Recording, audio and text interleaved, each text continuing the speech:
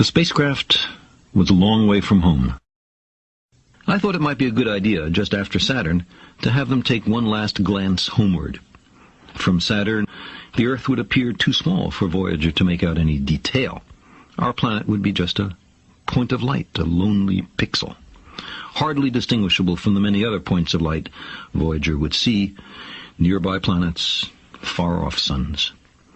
But precisely because of the obscurity of our world thus revealed, such a picture might be worth having. It had been well understood by the scientists and philosophers of classical antiquity that the Earth was a mere point in a vast, encompassing cosmos. But no one had ever seen it as such. Here was our first chance, and perhaps also our last, for decades to come. So, here they are, a mosaic of squares laid down on top of the planets, and a background smattering of more distant stars.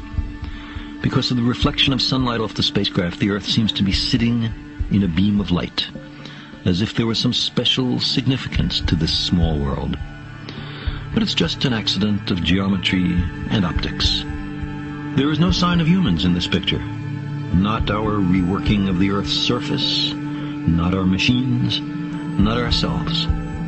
From this distant vantage point, the Earth might not seem of any particular interest.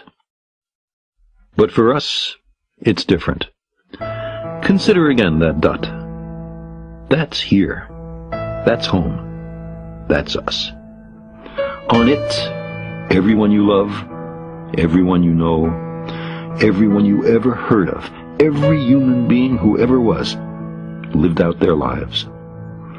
The aggregate of our joy and suffering, thousands of confident religions, ideologies, and economic doctrines, every hunter and forager, every hero and coward, every creator and destroyer of civilization, every king and peasant, every young couple in love, every mother and father, hopeful child, inventor and explorer, every teacher of morals, every corrupt politician, every superstar, every supreme leader, every saint and sinner in the history of our species lived there, on a mote of dust, suspended in a sunbeam.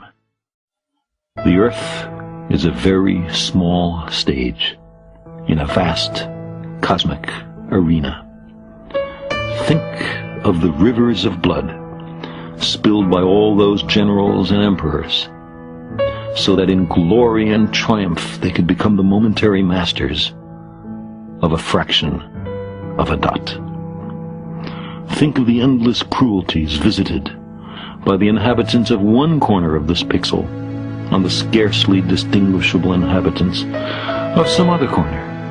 How frequent their misunderstandings, how eager they are to kill one another, how fervent their hatreds. Our posturings, The Earth is the only world known so far to harbor life. There is nowhere else, at least in the near future, to which our species could migrate. Visit? Yes. Settle? Not yet. Like it or not, for the moment, the Earth is where we make our stand. It has been said that astronomy is a humbling and character-building experience. There is perhaps no better demonstration of the folly of human conceits than this distant image of our tiny world.